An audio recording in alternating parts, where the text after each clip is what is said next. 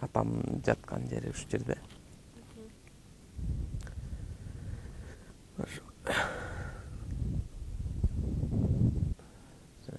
Мындай кирпич менен эле коюп койла мени, жөн эле кирпич менен эле минтип коруп койгула өлгөндөн кийин. Анан ушу саякпай атабыз. Анан ошо жейреңге бүркүт салып, аңгуулашып ушундай. Жакшы көрүнөт да көзгөчү. Сонун. Анткени ушул 11 жыл ушу жерде билим алдык, ушу жерден окудук. Мен же ичпейм. Анан ушуларды көтөрүп алып эле жүрө берчүмүн ушуну.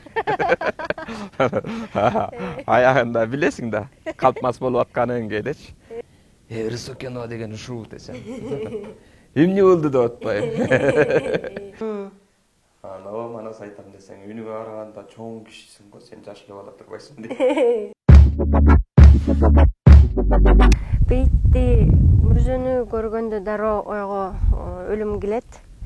Ар бир адам ошол жашоосу кыска экендиги, барар жерибиз ошол жак экендиги ойлой баштайбыз. Анан негизи эле бизде илгери кайып болуп кеттир деген түшүнүк бар эле го. Азыр кандай адамдар кайып болуп кетчү экен агам? Эми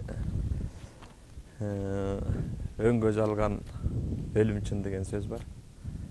Туулмак бар, өлмөк бар дейт. Атам жаткан жери ушу жерде. Киши ошо эрте көзү өтүп кеткен. Пайгамбар жашында көзү өтүп кеткен. Ушу жерде жатат.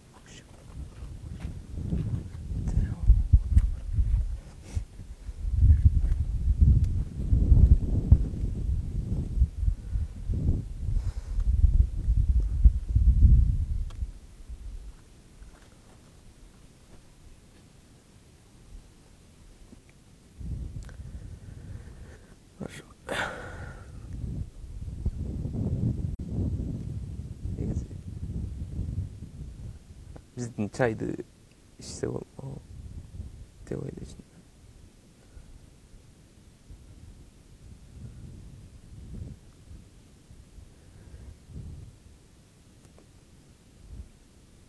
Жакшы киши эле ушу мүрзөсүнө келгенде ушу арбаанда колдосун.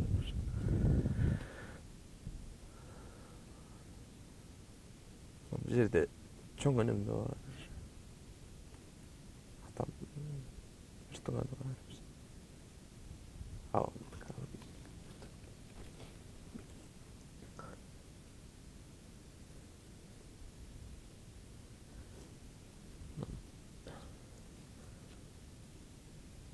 Атаң өлгөндө туугула деп коюп турбайбы? Калыс киши болгон.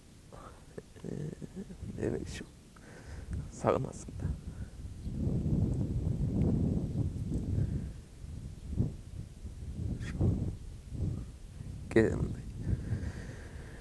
Эми болгондо ошо түшкө кирет, багыт берет, арбагында колдоп турат, ошону сезип турасың. Туулмак бар, өлмөк бар, туура жайды көрмөк бар деп коет кыргыздар. Бар төрөлөт экен, анан эртеби кечпи адам өлөт экен да. Өлүм ак. Бизге биз нурдан бүткөн эл болгонбуз дейт ошондо. Кайып болуп кеткендер. Мисалы үчүн Манаста айтылат. Ак балтанын чубагы ошо. Кайыптан жаралып кайра кайып болуп кеткендиги айтылат да. Экенет айтан кеби бар, эки бөлөк жери бар. Билген адам кеп айтат, кайып туган деп айтат, билбегендерден айтат. Ак балтайдын уулу деп, Кудайдын сүйгөн уулу деп айтат деп атпайбы? Ошо чоң азапта кайып болуп кеткендиги айтылат да. Анан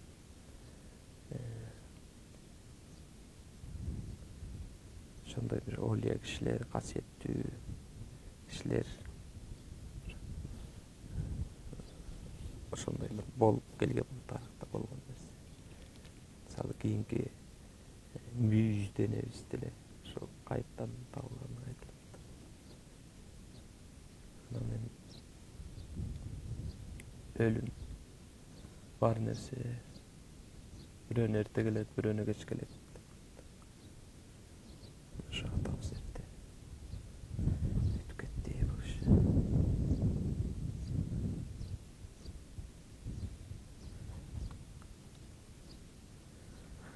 Сагынасың кадимкидей.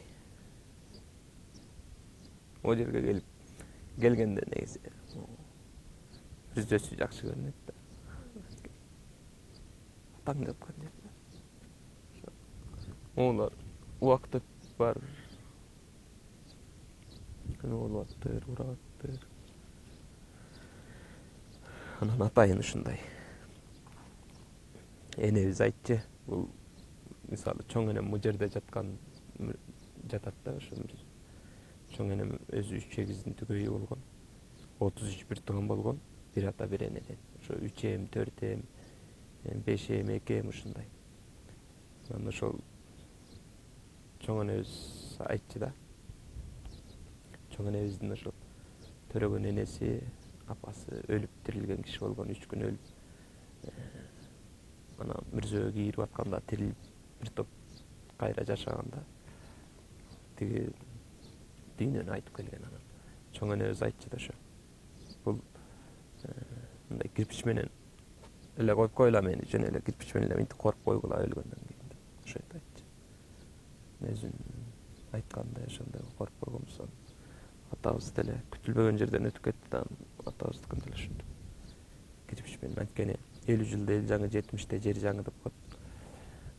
Ошол бул нерсе кайра жерге айланыш керек экен да.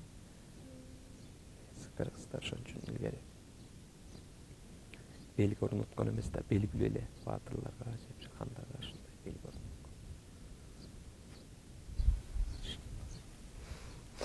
Тиги дүйнөгө барып келген эмне жөнүндө айтчу эле ал 3 күндө? Мен бала кезибизде чоң энебиз ошо көп нерсени айтчы. Мен энем минчи эле, тигинчи эле деп анан биз балабызда көп укпайбыз анан. Ошол айтчы да. Аялдын эң кечирилгис күнөөсү болот экен бул нандын бетин күйгүзгөн, эринин чөнтөгүн аңтарган деп айтчы да. Анан сууну кором жыгылбагыла, суунун сурагы жаман болот деп айтчы. Кыргыздын мисалы ырында, макалында бар да. Суу сыйлаган зор болот, суу кордогон кор болот деген. Булар бар эмеспи? Ошонун баары тең жөн эмес экен да. Жөн киши акын болгон эмес да. Ошондой анан. Ушул жерде ошо илгери бир калдайган чоң төбөтөй аксакал карылар болчу эле, нарктуу аталар, апалар болчу эле да. Ошол алардын аягы деле суюлуп кетти, ошолордун баары ушул жакта жатышат. Жаткан жерлери жайда, топурактары торкоосун.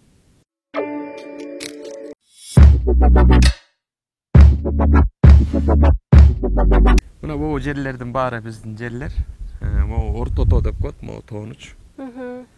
Ошо Орто тоонун бер жагы тарында бул Жөкөтөй деп коет, түз жерлер да. Ушул жерлердин баарында тиягы тиги Кескенбел тарапта, тиги тоочу азыр Кескенбелден ашып келбедик, ошол жак тарап. Биягы мына Кырка тоону Кулжанын буту сынган деп коет. Ошо тоолордун баары тең ушунун арасында илгери жейрен көп болчу экен да. Анан ушу Саякбай атабыз, Чалагыз Иманкулов комузчулар, дагы бул жерде Касымбек деген ата болгон, Мүнүшкөр атабыз. Ошолордун баары анан ошо жейренге бүркүт салып, аңуулашып ушундай жүргөн жер болгон да. Анан могу жерлерде мына биздин Орто тоодо деле, чоң тоодо деле карагайлар жок бул жердечи. Анан бир өзгөчө жерлерде ушул жерлер мындай касиеттүү жерлер. Анан мен могу жер мектептин ортосу ушул жердин ортосунда көп түшүмө кирет ушул жерлерчи. Аябай көп кирет да. Эмнегедир бир нерсе, бир касиет бар жер. Ушу баатырлар ушул жактан жүрүп, ушул жактан бир колдоосун берип, ушул жактар көп kiret da. Anan ilgeri mo talada mına mo tege aydoolor olардын жа жөкөтөгө чейин ошо жерлердин баарына мал кайтарып өскөнбүз. Мал кайтарчубуз. Анан ушул жерден манас айтып айылдан ат минип чыгам да кой кайтарыпчы.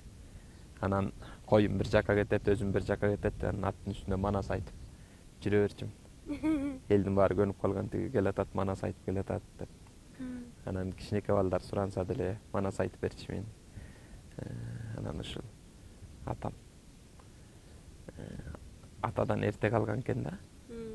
10 жашында жетим калган экен.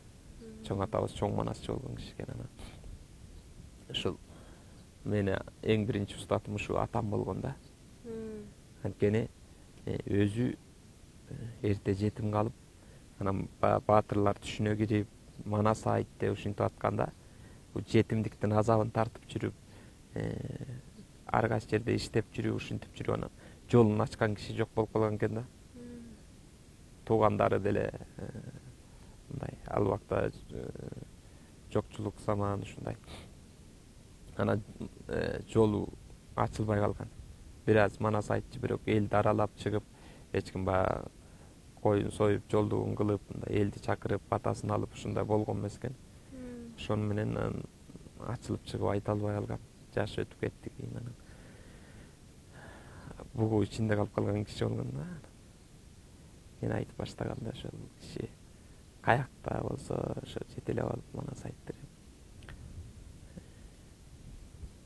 батасын берип, бир киши болсо деле, эки киши болсо деле, кичинекей эме болсо деле, бала болсо деле, чоң киши болсо деле ушундай манас айтып берди. Мен уяла берчүмүн да, койгузчу деп мен тартынчаак болчумун да, койгузчу деп ушинтип берчүмүн.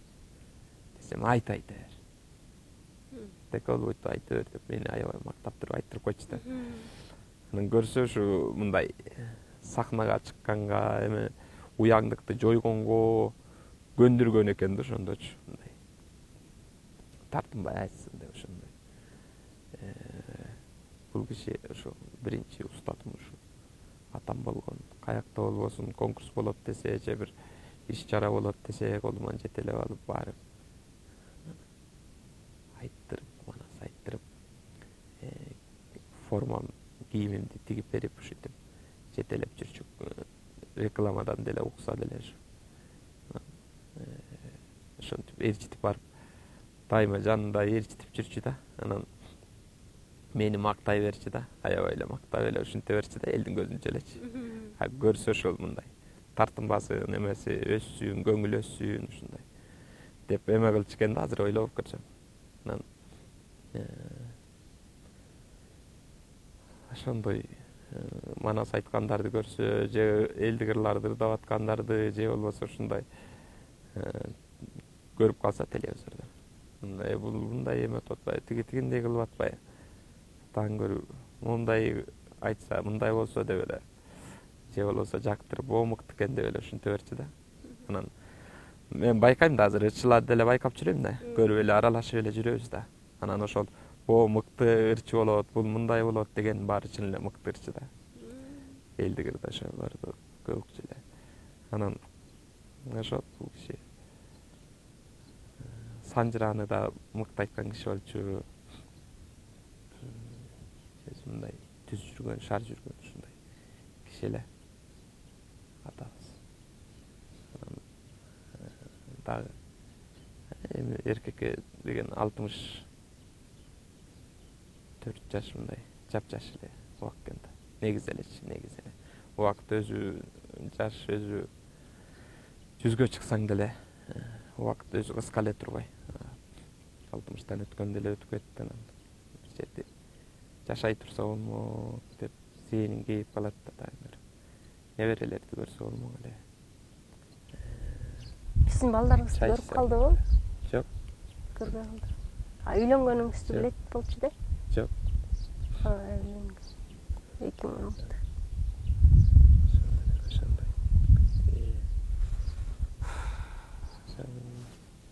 Анан баягы атаңдын орду башка болот экен да, атаң деген ата болот экен.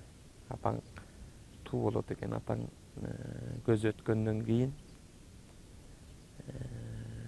андай болбойт да. Бала кездеги үйүң, бала кездеги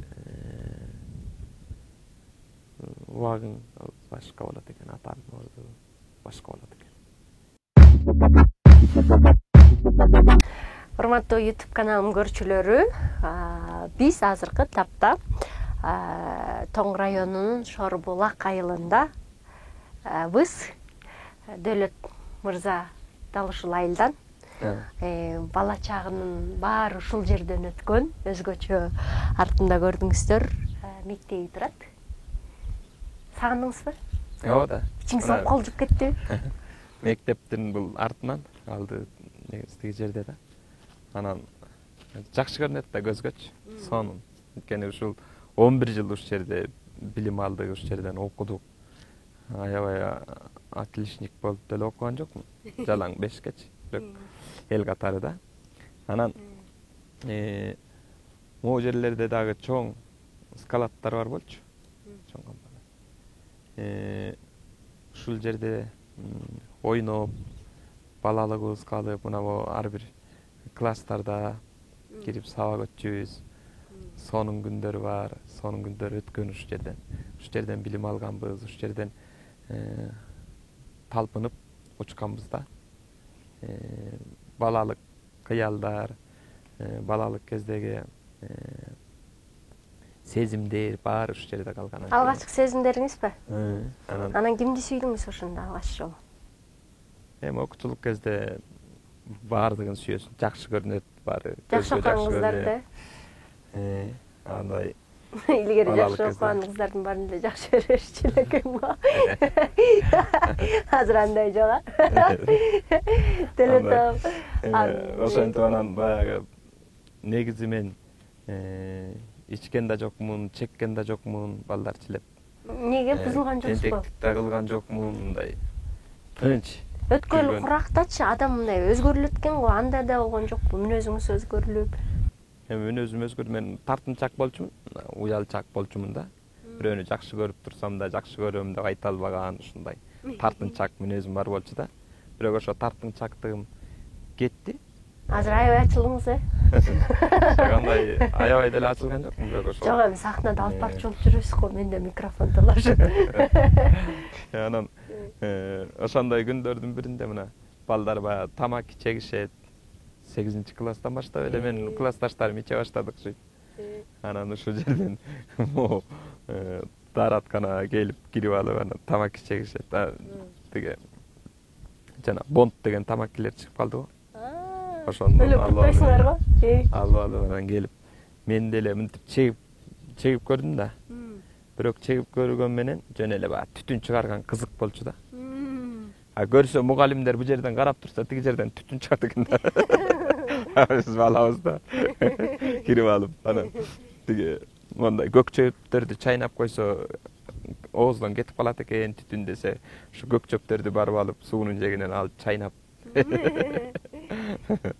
аттын тезегин тиги махоркадай кылып ороп алып ошону чегебиз деп ошо түтүн чыгарганга кызыгыпчы. Анан ошентип анан мугалимдерден таяк чечибиз, анткени көрсө бул класстан көрүнүп турат экен да баарыбыз. Мен ушу ыраазы болом азыр ошо үйрөнбөгөнүмө, ошо ичкенди үйрөнбөгөнүмө ыраазы болом да. Атабыз мындай тартиптик атуу кармаган киши болгон да. Анан атама ыраазы болом азыр. Рахмат чындап эле. Эмне ичип чегип жүргөндөрдү деле көрүп атабыз да, анткени баягы болгон жерде ичкилик баары бир болот, иччилик деп коет да.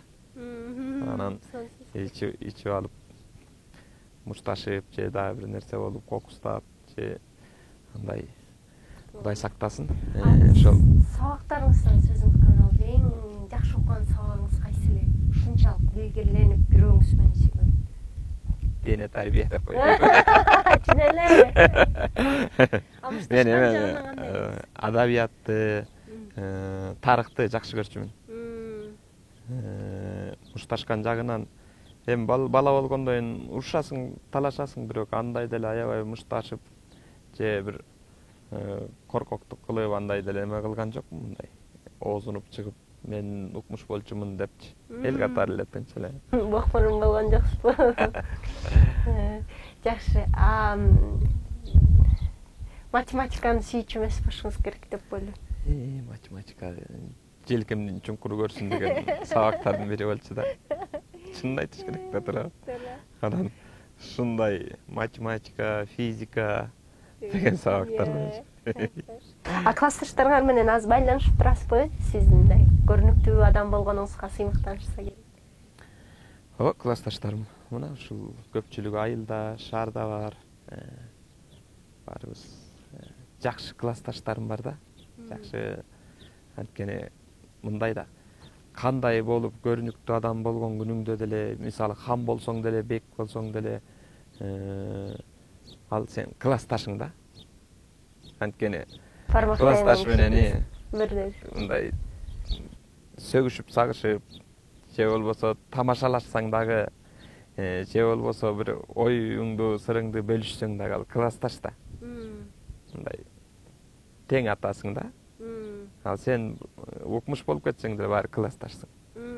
Ошон үчүн классташ деген мындай баарына жакын болот деп туям да. Анткени классташ деген классташ да.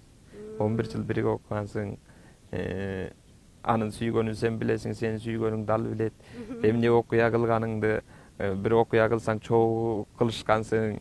Мындан чыгып алып 15 мүнөттүк переменде чуркап барып тиги алма урдап чечибиз да тактарданчы. Кайра каччыбыз. Анан көчөгө чыкчыбыз сапсалап. Биздин көчөнү көрдүңүзбү? Бир эле көчө, упузун, тетик аягы жолдун аягында. Анан тиги классташтарым кичине ичип алып кызыгандачы. Ошо мен же ичпейм. Анан ушуларды көтөрүп алып эле жүрө берчимин. Аягында билесиң да, калтмас болуп атканын кээдечи. Анан жерден ташты алып туруп, бирөөнүн дарбазасын урсаң, сенден биринчи аягында билип каласың да. Анан сонун классташтар менен сонун күндөр өткөн. Ошонун баарын баягы остос мындай кээде бир балалык кез эске келет го. Сонун сезим ошо балалык кез келгенде эле мондай чыгыштан бир аппачык жаркыраган күн сонун. Анан мындай дубалдын фундаментинин кырына отуруп алчубуз күндү кээде көрөбүз депчи. Анан ошондой отурган кез, анан ошо классташтар, балалык кез да. Аябай сонун да. Чакырсаң да келбейт, кайрылбайт. Өттү кетти ошонун баарычы. Аябай сонун да. Анан баягы чубашып мектепке келебиз, жанталашып сабактан кечигип калбайлы деп, кечигип калсаң линейкадан чыгасың да, тургузуп коет. Же болбосо жер шыпыртат. Ушундай бир убактар болгон да, сонун күндөр да. Мындай кайталангыс аябай. Ушуларды эстеп аябай сагынасың да. Анан ал убактагы бала кездеги күн да бир башкача чыкчы да. Азыр бир мындай башкача. Ал кезде мындай супсагыраак сезилет да. Ал кездеги күн да бир башкача чыгып. Анан бир кишилер да бир башкача болчу да. Азыр башкача бир ошолордун баарын сагынасың. Аябай жакшы күндөр өткөн. Ушу жерде биздин могу жердин баарында таманыбыздын изи калган. Ушу жердин баарында чуркап чурулдашып, ойноп, кубалашмак ойноп ушу жерде. Аябай сонун күндөр. Карачы азыр анын бири жок, баары өзгөрүптүр. Могу тоолор аябай бийик көрүнчү. Муга чыга албагандай чыгып баратып кулап кетчү дей сезил. Аз карасаң кичинекей дөң. Ушундай экен, көз караш баары өзгөрөт экен. Дөлөт абам, сиздин жеке жашооңузду сүйлөшкүм келип атат.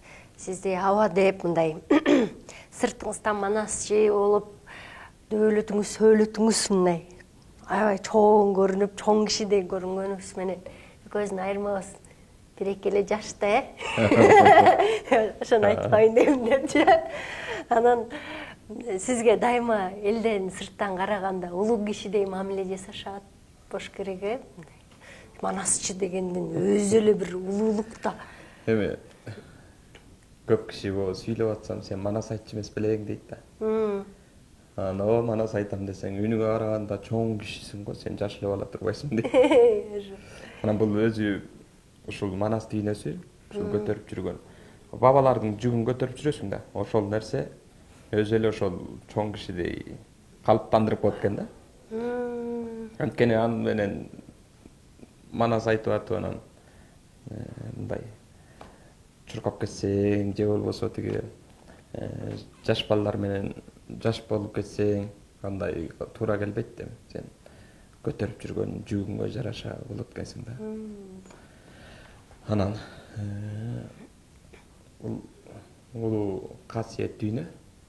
Мен жеке жашоомдо келинчегим режиссер, аны жакшы билесиз. Дагы бир кесиби журналист. Экөөбүздүн 4 балабыз бар. 3 эркек, 1 кыз. Кудайга шүгүр. Өзүм болсо мына ушул айылда туулуп өскөм, Шорбулакта туулуп өскөм. Балалыгым баары ушул жерде өскөн. Ушул жерде биздин Шорбулак деген жери тузуда Шор, туздуу. Шор топурагы да шор ушундай жер да. Анан жаан жаса баткак болуп эзилип калат. А мындай убакта чаңдап турат. Анан ушул жерде кой кайтарып өскөнбүз. Келгатар эле ушундай. Бул жер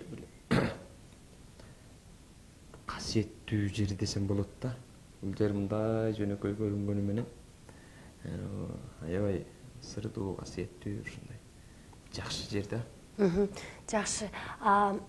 Ырыс эже өзү башкарманын кызы экен, анан мындай сөз айтканыңызда, сүйүүңүздү билдиргениңизде, алам дегениңизде кантип даай алдыңыз, дароо эле макулдугун бердиби?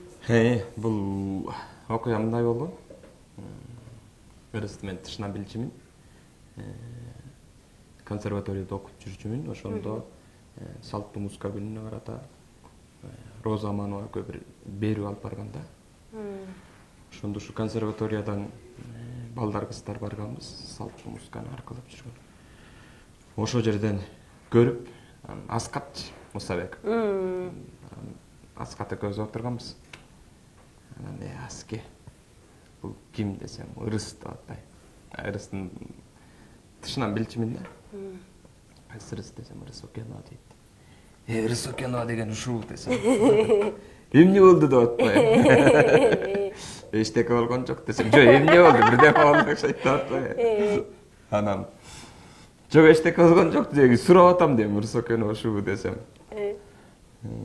Жок, сага бирдеме болду, мындай өң өзгөрүп кетпедиби деп атпай. Мындай башкача сурасам керек да. Анан ошондо адам айтат го жана бир көрүп жактырып калыптыр деп айтат го. Ошо бир көрүп жактырып калдым. Анан артынан акмалап канча жыл жүрдүм. Анан ошентип күндө телефондон ыр жазчумун. Анда беркинде жөнөкөй телефон болчу да. Ошондон смстен ыр жазып отуруп. Анан жолугушууга чакырып. Анда ушу сыртынан бир 2 жылдан ашык мындай акмалап жүрдүм да. Кандай болду экен, эме мындай кандай аял болуп, жар болуп, баскан турганын сынап ушундай. Анан кийин жакшы башкалар анан Үмө деген конкурс болду, Нукура Кыргыз деп ырыс тартчу эле го. Анан ошонун экинчиси болуп мен катышканым бар. Анда эжемдикинде турчумун, шаарда студент. Анан бирок ошо эжем айттым да. Мен конкурска ушундай катышайын десем, макул катыш деди. Анан бирок кайра айттым. Түш көрдүм да, түшүмдө жеңбейт экенмин да, билдим да. Ортосуна келип кулап каларым да. Жеңбейт экенмин деп анан бирок эми өзүң бил катышып кел деп жөн эле ошол билем жеңбесимди барып. Бирок ошо көрүп келейинчи деп баргам, ырысты көрүп келиш үчүн. Ошо конкурска катышкан. Чындап эле ортосунан жөн эле мени мындай кетирип коюшкан. Анан ошол мени бириге алып кетирип койгондор эртеси кайра жолу өздөрү кетип калышкан. Ошо 3 4 бирдей кетип калган. Мен тартипти бузуп ийишипчи. Анан ошо ырысты көрүп жүрдүм. Анан ошондон кийин анан сөз айткам. Анан ошо. Анан мындай сөз айтсаңыз эле ал эмне дароо эле макул болгон жок да, кыскылыгы менен болду да, Эми, ооба, макул болгон жок. Анан негизди жактырбай. Биздин тагдырыбыз башкачараак эле да. Макул болгон жок. Болбой койду. Бирок мындай да окуп жүргөндө бала кездеги жакшы көрүп калуу сезим, окуучулук кездеги болот да. Ал башка нерсе да. Бул турмушка тандап аткан, чындап сүйүп калуу, чындап жактыруу, бул башка нерсе болот да. Анан кой десе да мен болбой койдум да, койбой койдум. Артынан калбай койдум. Анан ошо экөөбүз ошентип үйлөндүк. Мындай сынчылыгыңыз, мен сынчылыгымды колдоном деп атпайсызбы сынаатын. Анан баш оор экен, анан дагы баш оор, анан дагы эмнеси жакты? Мындай да. Мүнөзү ачык да, болгондой айтат. Бетке Ошол жакшы да. Көп кишилер мындай да. Бетиңен башка, артыңан башка сүйлөгөн. Ушул эң жаман сапат да. Ырыстык болгон ичи сырты бирдей эле түшөт. Мага ошол сапат жакты да. Мындай түшүңүздө аян көрүп, ушул туура экен деген нерсе болдубу, болгон жокпу? Эми мен 2 жылдан ашык бекер сыртынан карап жүргөн жокмун да. Жөн эле сыртынан карап эле. Анан кийин сөз айтканга туура келди. Үйдөгүлөрүңүз эмне деди? Ырысчын жактырыштыбы? Үйдөгүлөрүм эмне дейт? Анткени мен жактырган нерсе да. Мындай да.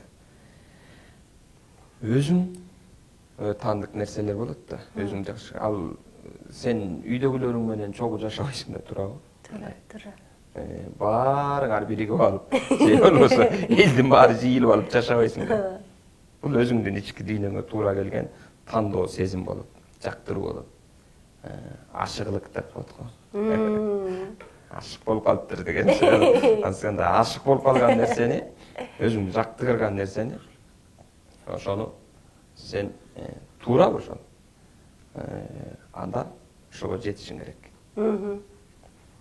Жолборс жолунан кайтпайт деген бар да. Башкарма агабыз эмне деди? Кызын сурап атканда. Мен ал кишини кайната болгондон кийин тааныдым да. Экөөбүз бири-бирибизди жактырып аткандан кийин 2 жаш чечет да. Ал турмуш деген нерсе оңой нерсе эмес да. Турмуш мындай көлдүн үстү түп-түз көрүнгөнү менен майда толкундоп турат да. Түз эмес.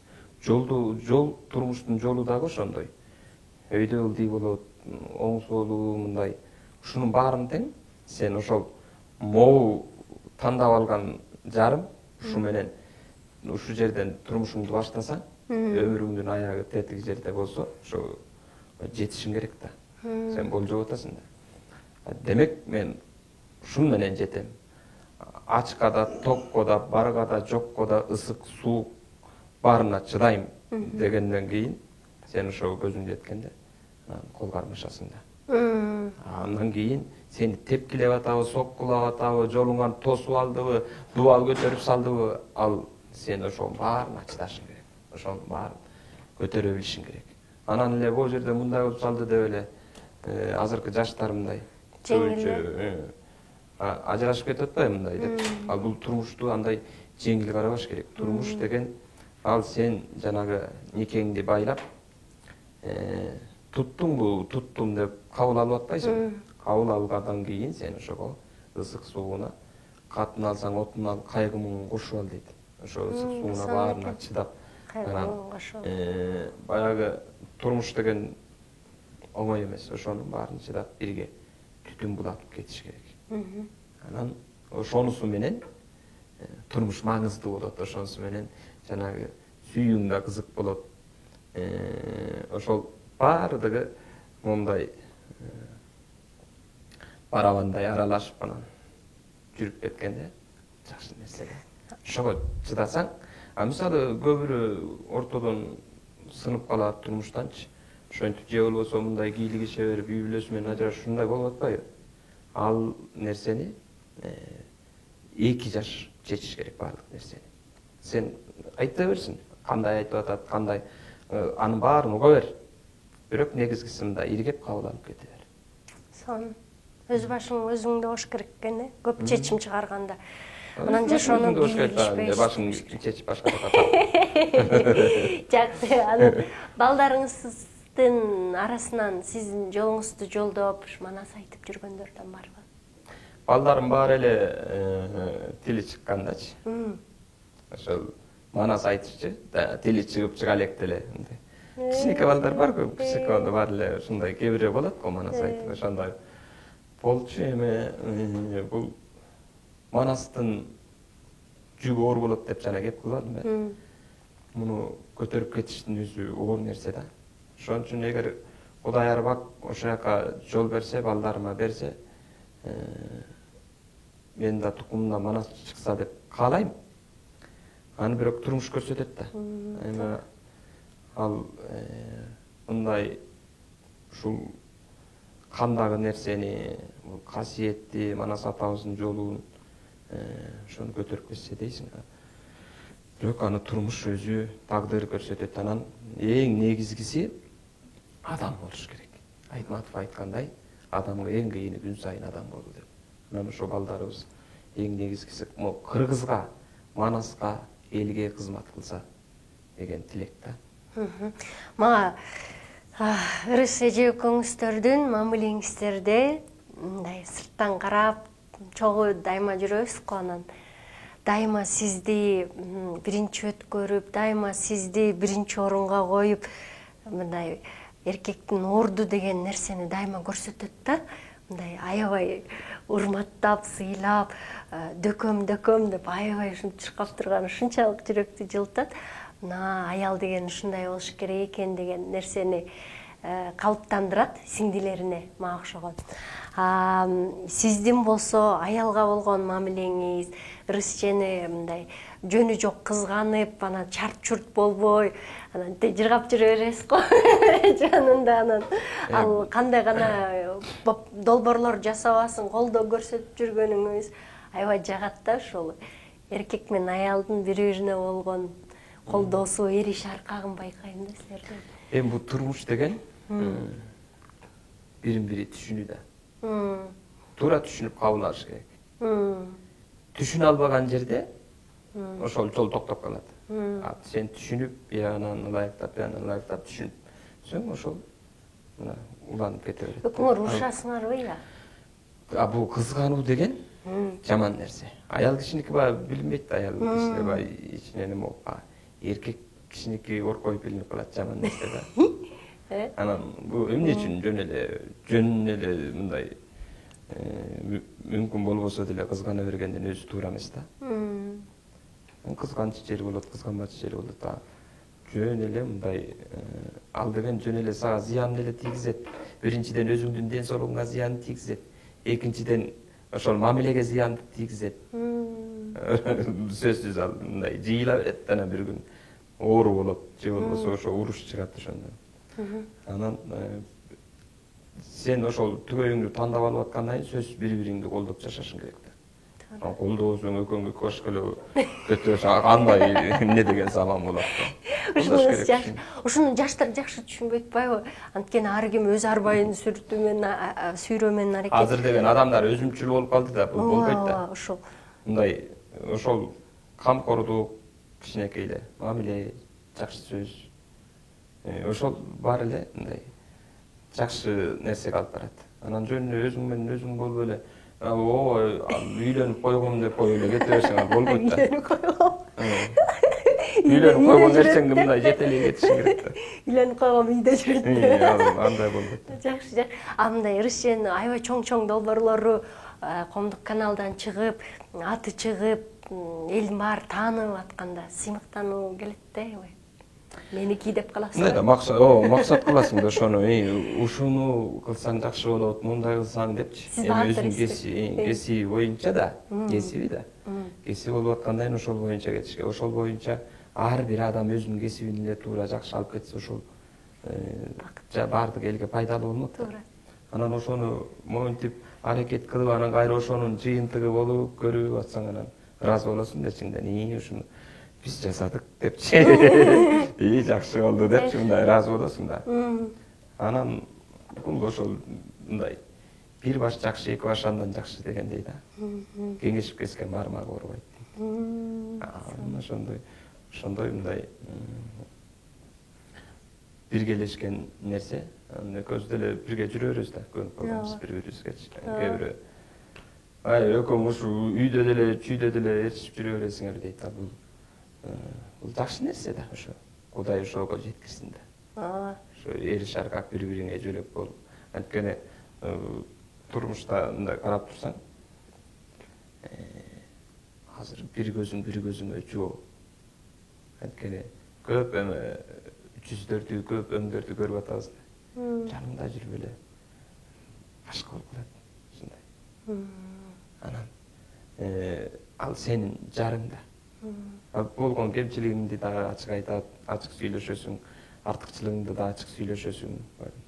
Бир адам күзгүсү деп коет го. Ошону туура эмес экен деп биригип кабыл алып, ошону менен биргеликте ийгилик жаратып кетсең, андан жакшы. Сиз эми жөнөкөй эмес адам болуп атасыз, азыр айттыңыз да дейм, душко чыгармачылык кылсаңыз эми, чыгармачылыкта ар кандай адамдар болуп атпайбы? Бут тоскону болот, душман болгону болот, бүгүн башканы сүйлөп, эртең тетири сүйлөп калганы болот. Мындай болду беле сиздин жашооңузда? Сизге мындай кыянаттык, жаман нерсе, кара тилек кылган адамдар эртеси кыйналып калган учурлар болот. Көп эле болду. Анан бул Кудай баарына калыс да. Мен көп жанымда жүргөн саткындарды да көрдүм да. Бетиңе башка, артыңа башка кылган. Көп ошо чыгармачылыкта жүргөн, ошол эле тиги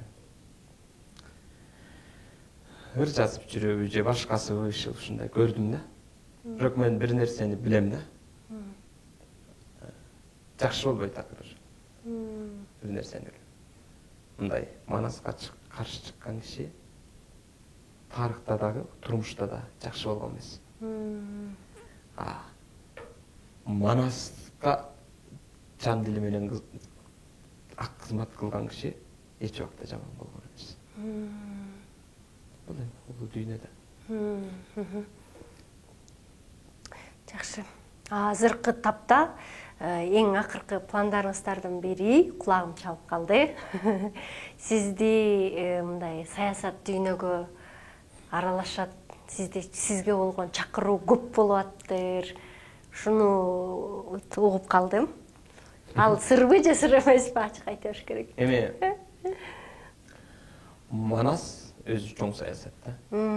Манас атабыз аябай чоң саясатчы болгон да. Алтайда туулуп, тарттырып ийген жерин кайра келип алып атпайбы. Бул Манаста кыргыздын дүйнө таанымы, чоң философиясы, адам таануусу, мекенди таануусу баары жатат да.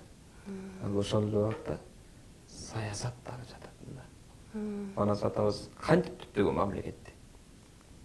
Курама жийип журт кылдым, кулалы таптап куш кылдым, үзүлгөндү уладым, чачылганды жыйнадым деп атпайбы. Не деген сөз. Ошону Манас атабызды жана чоң казатта 7 күн уруксат берип койсо, Алмамбет атабыз айтып атпайбы. Мунун өзү да Манас турбайбыз, сөзү да Манас турбайбы, аты да Манас турбайбыз, заты да Манас турбайбы дегенде бүт баарын Манас ким экенин көрсөтүп атат. Анан туура бул бир 3-4 жерден сунуштар түшүп атат саясат боюнча. Кудай буйрса мен ошол аттансамбы деген оюм бар. Анткени мына көрүп атабыз да, 30 жылдан бери мен деле эл катары күтүп келатам. Биздин мамлекетибиз качан оңолот? Биз качан оңолобуз ушу? Эл качан оңолот? Азыр жер маселеси, өтө көйгөйлүү маселе болуп турат. Могу эки эл маселеси кандай көйгөйлөр болуп атат. Ушуларды көрүп жүрөгүм ооруйт да. Бирок мен ойлоп атам, мисалы Манас дешет, бирок Манаска эчтеке кылбайт. Манас деп коюп, Манас мыйзам иштебейт атпайбы, жөнөкөй эле нерсе. Кандай чоң нерселерди кылса болот. Бирок биз бер жактан жана орустардын сөзү бар го. Сен саясатка аралашпасаң, саясат сага аралашат деп. Биз бер жактан эле мындай кылыш керек, мындай кылбай койду дей бербей, андан көрө ошо ичине барып кылыш керек деп ойлоп атам да. Бирөөдөн күтө бербей өзүң жасап, өзүм аракет кылып ошону. Анткени биз мындай да. Азыр биздин мамлекет деген эле атыбыз болуп турат. Бирок мамлекеттин өзөгүн Манастын идеологиясы жүрүш керек эле да. Кыргыз баласы кандай болуш керек? Кыргыз баласы эмнени кылыш керек? Кыргыз кызы эмнени кылыш керек? Эмнени кылбаш керек? Ушунун баары дүйнө таанымы баары турат.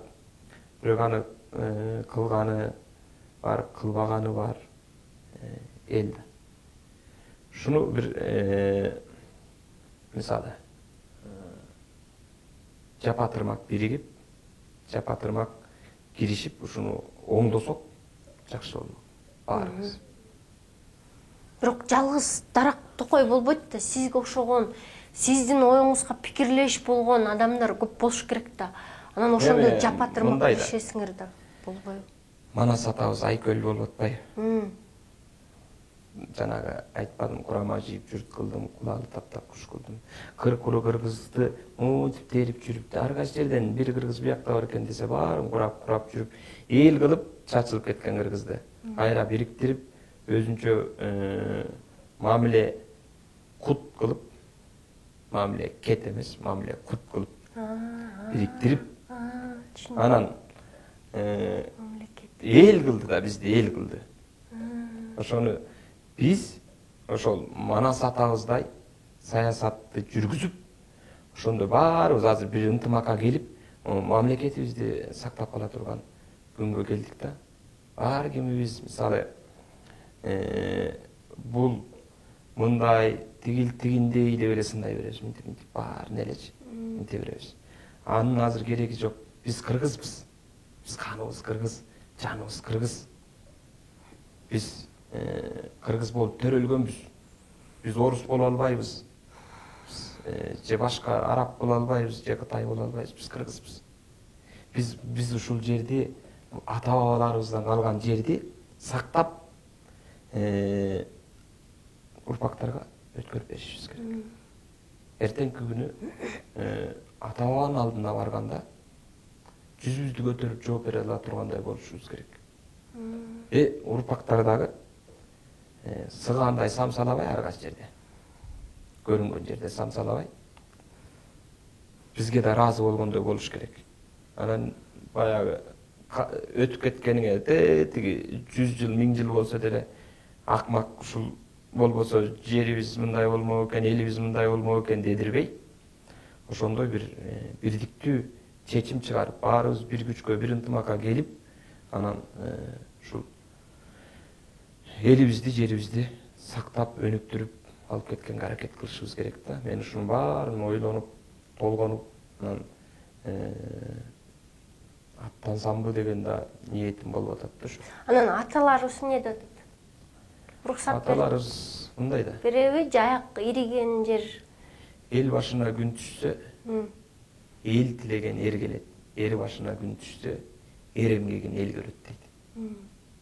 Азыр биздин башыбызда кара булут айланып, таманыбызда кара жер тегеренип турган убакта, ошо Манас атабыздын жет осуятында жазылгандай, бир жакадан баш, бир жеңден кол чыгарышыбыз керек.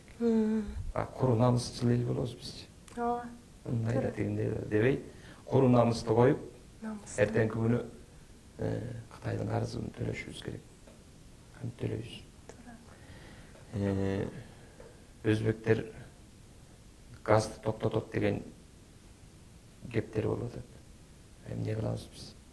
Ушунун баарын кошуна колоңдор менен ынтымактуу иш кылып, мамиле кылып, ушунун баарын бир тоңгуюктан элди же батырмак бириксеге алып чыгабыз да. Ошого аракет кылышыбыз керек. Жакшы. А мен өзүңүздө кекчилик барбы? Мен бир жакшы көрүп сыйлаган киши болсо, аябай көңүлүм калтырбайын деп ушундай сыйлайм да. Эгер көңүлүм калып калса, ал кишиге кайрылбайм. Ушундай. Бул көкпеттикпи же тарынчактыкпы же кекчилдикпи? Мен өзүм эле ушундай, бирок мындай кек сактабайм да.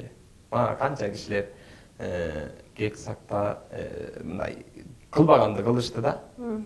Жолунда кетип баратсам эле аңгазы ийип же мындай үстүмөн тебеледик, жок кылдык дегендей. Аргасында арам ойлуу, арам иштерди кылышты. Бирок мен ошонун баарын кечирдим. Кудай арбакка тапшырдым. Мен эмне? Ал баарына Кудай. Кудай өзү калыс. Бизди жан кылып жаратканда. Бардык ааламды жараткан Кудай да. Ал биздин башыбызда Манас атабыз турат, Кыргыздын башында. Баарына калыс. Ошо кек сактабаш керек, кечирип коюш керек. Ал кек сактай берсең, жана антип аны көргөн сайын жиндене берсең, ал өзүң эле зыян. Ошон үчүн тапшырып коюш керек. Жакшы. Жана там эртең мененден баштап сонун жерлерди кыдырдык Төлөтоом. Жан дүйнөңүздү ачып бердиңиз, ыраазымын. Анан эгерде азыр чын жүрөгүңүз менен, таза ниетиңиз менен, чын ыкласыңыз менен ушул эл жерди көтөрүш керек деп чуркап атканыңызды жаратканым кабыл кылсын, жолуңузду ачык кылсын. Сиз уран ызычуусу болгондо да чогуу чыкканбыз. Анан бул ысык көлдү тазалайлы деп жыл сайын ушундай акцияларды өткөрөсүз. Мен да былтыр болуп сиз менен да чогуу чыккам. Ал нерселерди жаныңызда жүрүп, көп нерсени анан тележаатында болсо жалаң Манасты, жалаң унутулуп бараткан каадабызды, салтыбызды ырыс-чөкөңүздөр чыгарып, мындай ошол нерсени унутта калтырбай, чаба кылып, аракет кылып жүрөсүздөр. Бул мени абдан кубандырат. Анан ошол буюрса сизден мыкты чыкса, саясатчы чыгат болуш керек, Я сөз менен камчылаган. Эме сөздү 30 жылдан бери айтып келатат да, чын-чынында. Бирок азыр эми иш жүзүнө ашырыш керек. 30 жылдан бери биздин аткаминерлерибиз айтып эле келатпайбы? Мынтип коюш керек, тинтип коюш керек. Бирок аны иш жүзүндө кылыш керек. Биз Манасыбыз бар улуу элбиз. Биздин бабаларга рахмат. Ушундай океандай Манасты дүйнөдө теңдеши жок. Дастанды жаратып берген. Биздин ысык көлүбүз бар. Таза сакташ керек. Биздин ала тообуз бар. Мен дүйнөнүн көп жеринде болдум, бирок мындай жер жок. Ар бир ташынан баскан кадамыңа айланса болот ушу жердинчи. Биздин аттын тердигиндей жер үчүн, ар бир кадам үчүн ушу жерде ата-бабаларыбыздын каны, жаны жатат ушу жерде. Ошонун баарын биз деген сакташыбыз керек, чын дилибизден сакташыбыз керек. Биз бабалар эмне үчүн тилейт? Ата баланы эмне үчүн тилейт? Менин ордумду бассын деп тилейт. Биз ошол атанын ордун басып, ошол жолун улап атабызбы? Мына ошону биз милдеттүүбүз.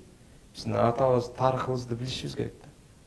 Тарыхыбызды, ада салтыбызды, үрп адатыбызды билип, кийинкилерге ошону ортомчу болуп, биз бабалардыкын урпактарга ортомчу катары өткөрүп беришибиз керек.